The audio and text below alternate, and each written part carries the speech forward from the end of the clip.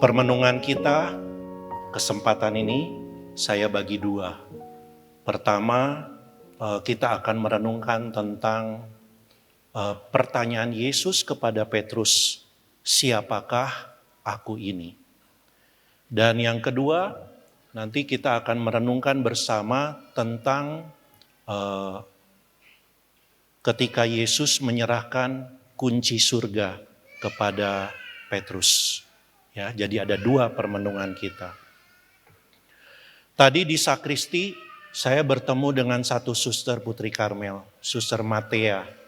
Jadi saya bertanya kepada Suster Matea dengan satu pertanyaan, Suster, apakah Suster sudah menemukan kebenaran?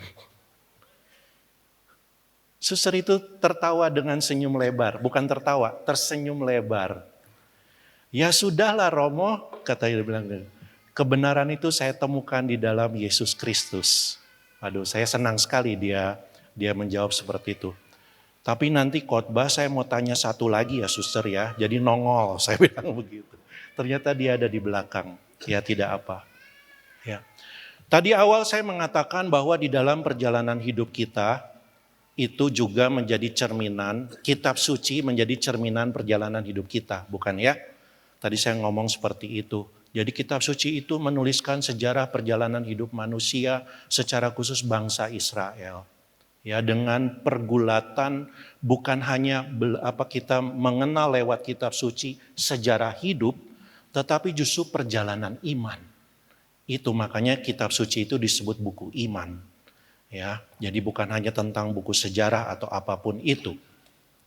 Dan melalui kitab suci itu kita belajar bagaimana manusia itu mencari, menemukan. Kemudian bagaimana manusia itu akhirnya bisa memahami.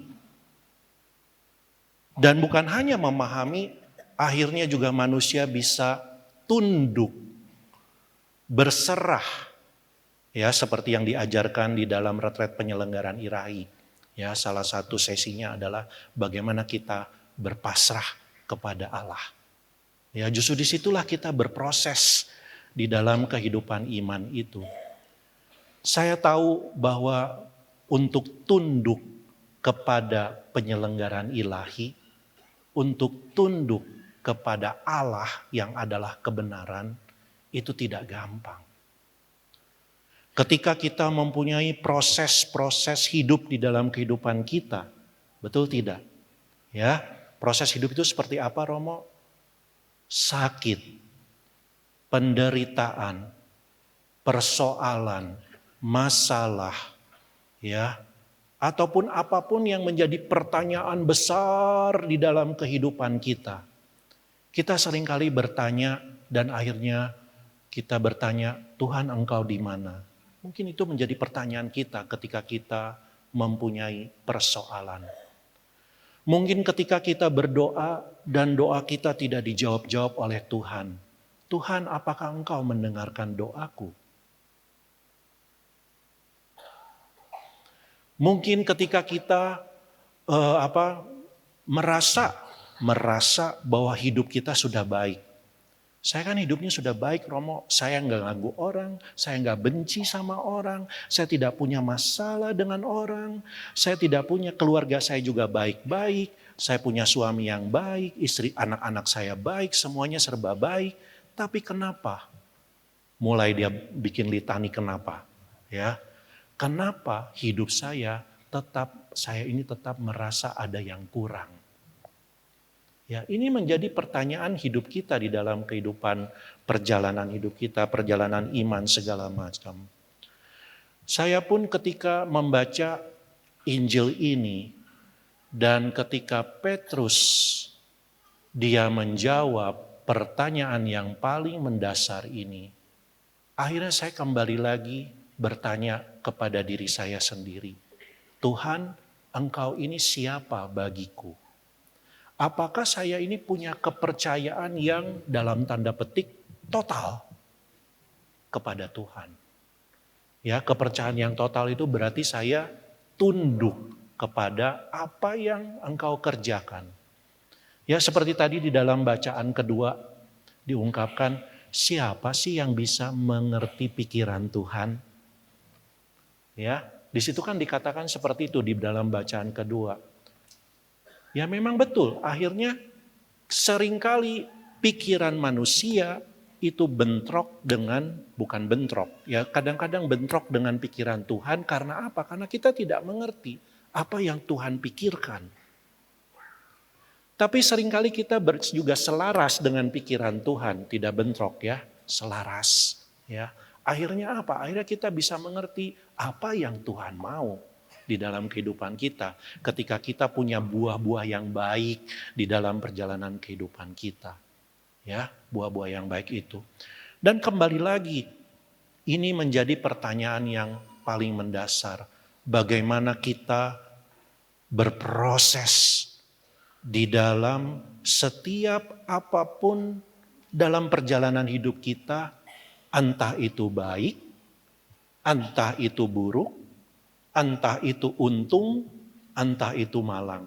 Kayak orang ini ya, menikah satu dengan yang lain ya, saling memberi. Tapi justru itulah yang menjadi cerminan antara yang baik, yang buruk, kemudian untung atau malang, sedih ataupun gembira, sakit ataupun sehat. Saya menyadari semuanya itu ada dalam kacamata kebaikan Tuhan. Sekali lagi Bapak Ibu Saudara-saudari yang terkasih, pertanyaan Petrus ini menjadi jawaban bagaimana Petrus sendiri justru dia juga berproses di dalam hidup iman dia. Petrus itu seorang nelayan. Manusia biasa sama seperti kita. Dia karakternya keras. Ya, makanya kadang-kadang dengan kekerasan hatinya dia nggak mau nih gurunya terluka atau apapun, ya, dengan berbagai macam peristiwa yang terjadi dalam diri Yesus. Sampai akhirnya Yesus bertanya kepada dia setelah dia melihat semuanya itu. Melihat bagaimana Yesus menyembuhkan dia, menyembuhkan banyak orang, bagaimana Yesus menyembuhkan banyak orang. Bagaimana Yesus akhirnya mengajar dengan penuh kuasa, bagaimana Yesus mengampuni banyak orang, dan bagaimana Yesus melakukan perkara-perkara Bapa di dalam kehidupannya. Karena Yesus sendiri mengatakan bahwa makananku ialah melakukan kehendak Dia yang mengutus aku. Petrus belajar dari semuanya itu. Ya, dia berusaha untuk memahami, dia berusaha untuk mengerti dalam tanda petik dengan tanda-tanda yang diadakan oleh Yesus. Kita pun seperti itu. Ya, dalam perjalanan hidup kita sebagai manusia, kadang-kadang kita minta tanda supaya kita bisa percaya bahwa itu Tuhan yang sedang berbuat sesuatu. Betul tidak? Ya, nggak usah dijawab keras-keras, jawab aja dalam hati. Hanya Engkau dan Tuhan yang tahu. Ya, saya pun pernah seperti itu. Ya, pernah dalam arti ketika saya menguji dalam tanda petik, apakah saya ini sungguh dipanggil oleh Tuhan apa tidak ketika saya menjawab panggilan untuk menjadi seorang pastor. Ya, saya bilang sama Tuhan, Tuhan kalau memang Engkau memanggil aku, beri aku tanda. Ya, dan ini sangat manusiawi. Tetapi ternyata tanda ini tidaklah cukup. Ya, mungkin kebenaran-kebenaran yang kita temukan di dunia ini tidak cukup. Kenapa saya katakan demikian? Saya punya seorang saudara dari papa saya. Ya, mungkin sekarang orangnya sudah meninggal dunia. Ya. Oh, bukan mungkin, memang sudah meninggal dunia. Maaf. Ya. Jadi ketika waktu dia masih hidup, dia itu bilang begini sama saya. Dia sebut nama rumah saya. Nama saya di rumah, saya di rumah itu dipanggil. Kamu ini nanti kalau sudah gede, waktu itu umur saya sekitar 20-an. Kamu ini nanti kalau sudah dewasa, kamu ini akan menikah. Kamu punya 2 anak. Anak kamu itu lucu-lucu, dia bilang gitu. Karena dia hitung saya dari berdasarkan tanggal lahir. Kemudian dia hitung saya dari berat tulang saya. Ya, coba bayangkan. Semua itu bisa ditulis. Ya.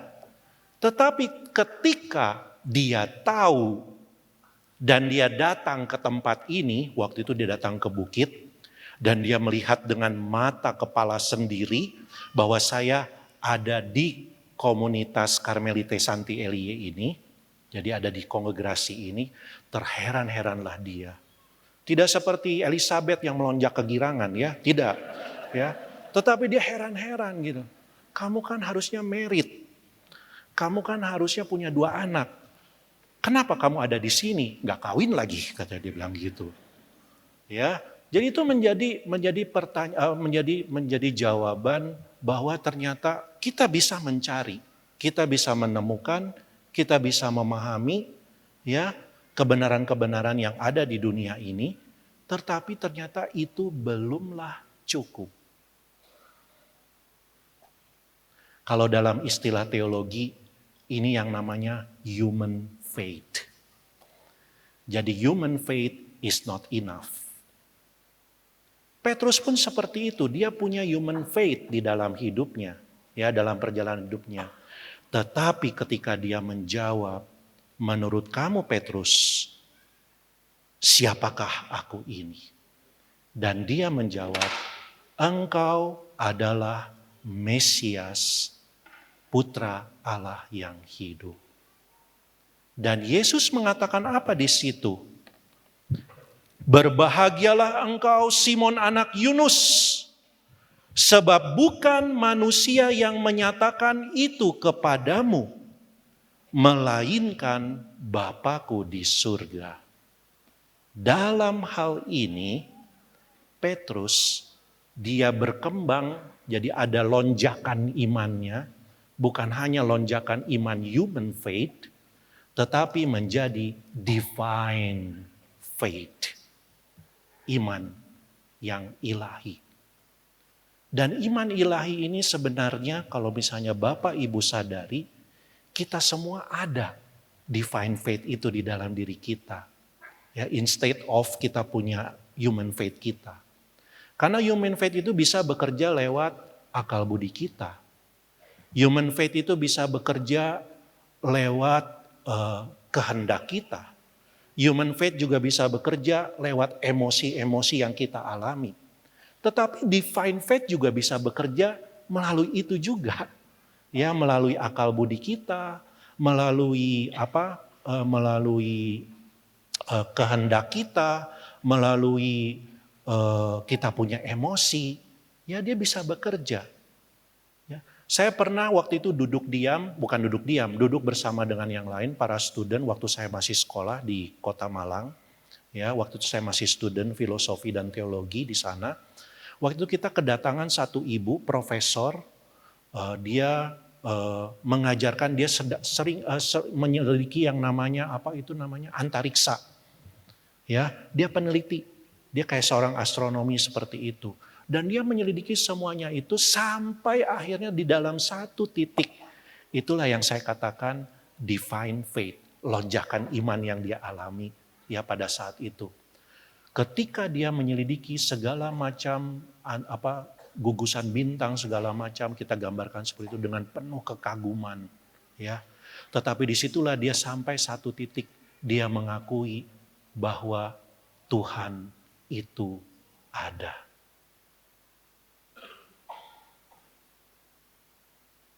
Bapak, Ibu, saudara-saudara yang terkasih, pengakuan akan realitas Tuhan inilah yang dialami oleh Santo Petrus. Ya, dia bukan hanya mengalami human faith, tetapi dia mengalami yang namanya divine faith itu. Jadi, Bapak, Ibu, saudara-saudara yang terkasih, bagaimana hal itu dijelaskan?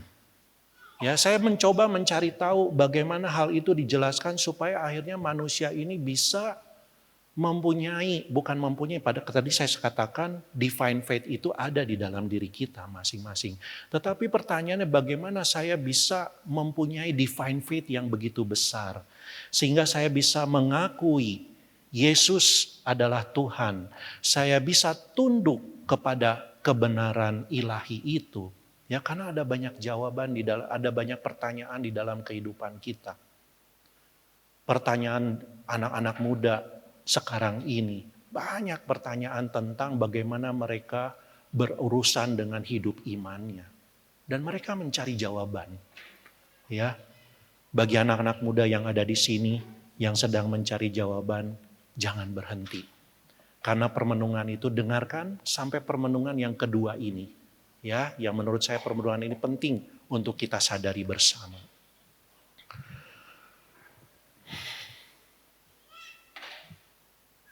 Satu kata kunci Bapak Ibu saudara-saudara yang terkasih. Kata kunci itu adalah rahmat. Rahmat ini sudah diberikan kepada kita semua. Secara gratis. Cuma-cuma. Ya, bukan karena kita hebat. Bukan karena kita pintar. Bukan karena mungkin kita punya kemampuan di bidang lain. Mungkin diukur dengan kekayaan atau apapun itu. Tetapi rahmat itu diberikan kepada semua orang. Termasuk kita semua yang hadir di tempat ini. Kita semua punya rahmat itu. Sehingga dengan rahmat itu seharusnya kita bisa mengakui Yesus, Engkaulah Mesias, Putra Allah yang hidup. Nanti pertanyaan yang kedua, bagaimana kita bekerja sama dengan rahmat itu? Saya ada mengutip dari Santo Thomas Aquinas. Santo Thomas Aquinas ini dia seorang teolog yang menulis buku teologikanya secara sempurna. Makanya disebut tulisannya itu Summa Theologica. Sangat sempurna tulisannya ini. Makanya kita bersyukur kepada Tuhan. Ya, karena Tuhan memanggil Santo Thomas ini. Dan dia dalam penjelajahan hidupnya, dia menulis. Dan akhirnya karya itu sampai hari ini bisa dibaca oleh kita semua. Ya, kalian bisa baca buku itu secara gratis di website. Ya, bukunya Thomas Aquinas itu gampang ditemukan, tetapi tidak mudah untuk kita pahami. Kadang-kadang saya pun harus baca berulang-ulang, ya, harus baca berulang-ulang. Apa yang diungkapkan oleh Santo Thomas Aquinas? Rahmat menyempurnakan kodrat. Rahmat menyempurnakan kodrat. Jadi apa maksudnya rahmat menyempurnakan kodrat? Karena manusia ini kan punya kodrat kemanusiaan. Sedangkan rahmat itu kan berasal dari Tuhan. Ya, kita mengerti bahwa Allah itu pencipta dan juga kita memahami bahwa Allah itu juga sekaligus penyelamat dalam diri putranya yaitu Yesus Kristus. Sehingga sebenarnya tidak ada yang namanya pertentangan antara rahmat dengan kodrat ini. Ya, karena keduanya berasal dari pencipta yang sama. Sehingga apa yang saya mau maksudkan di sini? Kalaupun kita saat ini sedang berjuang di dalam hidup iman kita, di dalam kekodratan kita sebagai manusia, ya, yang lemah dan rapuh ini, pikiran seringkali digelapkan, emosi sekali selalu kayak diaduk-aduk kayak gado-gado. Ya, kalau nggak tahu gado-gado kayak salad gitu aja. Ya, kayak diaduk-aduk kayak salad segala macam, emosi ini diwok-wok, diubek-ubek ya. Ya, proses itu jangan berhenti di situ. Karena apa? Karena ada rahmat yang bekerja di balik kelemahan-kelemahan kita. Itulah yang harus kita sadari bersama. rahmat menyempurnakan kodrat. Ada 3 istilah yang diungkapkan oleh Santo Thomas Aquinas tentang istilah ini. Tetapi saya akan menjelaskan satu saja. Yang satu, rahmat dia bekerja sama dengan kodrat. Yang kedua, rahmat menyembuhkan kodrat. Dan yang ketiga, rahmat menaikkan atau mengelevasi kodrat manusia. Ya. Tetapi yang saya mau maksudkan ini yang rahmat bekerja sama dengan kodrat. Bekerja sama lewat akal budi kita. Bekerja sama lewat emosi-emosi kita. Bekerja sama lewat kehendak kita. Bekerja sama lewat sejarah hidup kita. Dan inilah yang harus kita sadari. Ya, kalau dia ternyata membentuk kehidupan kita melalui pikiran kita, ya, dan sebenarnya itulah cara Tuhan membentuk kehidupan iman kita. Kalau ada orang-orang yang terlalu kadang-kadang logis banget sih kamu ini, ya, logis banget sih kamu ini. Kadang-kadang sesuatu dia pikirkan secara logika, ya. Suatu hari nanti Tuhan akan bekerja lewat akal budinya dia.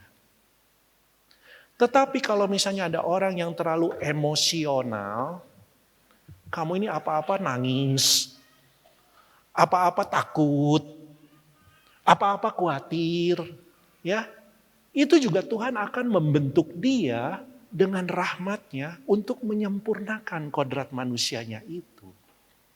Disinilah apa artinya kita bisa mengerti ternyata rahmat bekerja sama dengan kodrat manusiawi kita. Ya. Sehingga di sini Bapak Ibu, saudara-saudara yang terkasih, bagaimana kita bisa bekerja sama, bagaimana kita bisa membuka diri, atau yang tadi yang saya katakan itu adalah tunduk kepada sang kebenaran itu. Membuka diri terhadap yang namanya bukan lagi kita human faith, tetapi ada lonjakan yang namanya divine faith di dalam kehidupan kita. Secara manusiawi, kuncinya adalah satu. Kamu harus jujur di hadapan Tuhan. Sebagaimana kamu jujur dengan dirimu sendiri. Ya. Jadi kalau misalnya kamu jujur dengan dirimu sendiri atau jujur di hadapan Tuhan, katakan, Tuhan, kalau misalnya itu berhubungan dengan emosi ya, Tuhan, saya kecewa. Tuhan, saya marah. Tuhan, saya sedang khawatir. Ya. Katakan secara jujur di hadapan Tuhan itu, ya, jujur dengan diri sendiri. Kadang-kadang ya kita ini masih menyimpan yang namanya luka. Luka itu bukan hanya luka terhadap diri kita sendiri, tetapi luka mungkin terhadap sesama kita. Bahkan saya berani untuk katakan ini, karena ini menjadi persoalan iman di antara kita juga. Bahkan luka terhadap institusi gereja. Ya, ada orang-orang yang punya luka terhadap diri sendiri, luka terhadap orang lain, juga luka terhadap institusi gereja. Berani jujur, berarti kamu harus mengatakan kepada dirimu sendiri di hadapan Tuhan, Tuhan saya marah, saya kecewa dengan segala macam itu. Tetapi menjadi jujur saja tidak cukup. Engkau harus minta sekali lagi rahmat. Supaya apa? Supaya engkau bisa menyingkirkan luka-luka itu. Ya, engkau bisa menyingkirkan luka-luka itu supaya rahmat itu sungguh bekerja dengan sempurna di dalam dirimu masing-masing. Ya, makanya kadang-kadang saya suka bertanya kepada banyak orang ya, orang yang kadang-kadang meninggalkan hidup gerejanya. Orang yang kadang-kadang aku gak mau lagi ke gereja. Aku gak mau lagi bisa terima komuni. Atau mungkin lebih ekstrim lagi. Kalau pastor itu yang misa, saya gak mau. Ya. Atau lagi lebih ekstrim lagi, tinggalkan kehidupan Katoliknya. Saya percaya kok Romo, saya memahami bahwa Tuhan itu ada. Tuhan itu pencipta, saya bisa menerima hal itu bahwa dia itu adalah pencipta. Tapi saya tidak bisa relate dengan hidupnya. Bahasa anak muda ya.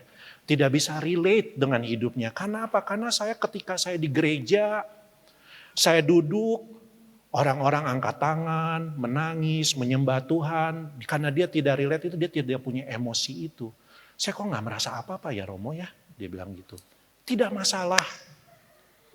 Ya, jadi saya katakan tidak masalah kalau kamu tidak mau tepuk tangan, kalau kamu tidak mau angkat tangan, tidak masalah. Ya, kita tidak paksa kok sama kamu gitu loh untuk angkat tangan. Ayo kita angkat tangan sama-sama. Padahal dia nggak merasa apa-apa. Ya, jadi inilah perjalanan hidup kita masing-masing. Ya, jadi jujur dengan apa yang kamu alami itu, dan yang kedua adalah minta rahmat itu. Supaya dengan rahmat itu, karena rahmat sekali lagi menurut Santo Thomas Aquinas menyempurnakan kodrat manusia. Rahmat itu bisa bekerja lewat akal budi kita. Rahmat itu bisa bekerja lewat kehendak kita. Rahmat itu bisa bekerja lewat emosi kita. Kalau belum cukup, kalau itu berhubungan dengan emosi, ikutlah retret penyembuhan luka batin. Ya, bukan promosi. Ya. Kalau tidak cukup dengan kehendak yang kuat, ikutlah retret mengatasi kelemahan atau retret sisi gelap. Ya, karena disitulah kita dibentuk. Ya, bagaimana kita bekerja sama dengan rahmat-rahmat yang ada, yang gratis, yang cuma-cuma yang Tuhan berikan kepada kita. Ya, jadi disitulah minta jujur dengan diri sendiri. Dan mintalah rahmat. Supaya rahmat itu sekaligus juga sama. Rahmat iman. Seperti yang tadi saya katakan di awal. Tuhan tambahkanlah iman kami. Supaya rahmat itu bekerja lewat semua daya-daya yang ada di dalam diri kita. Akal budi kita, emosi kita, kehendak kita.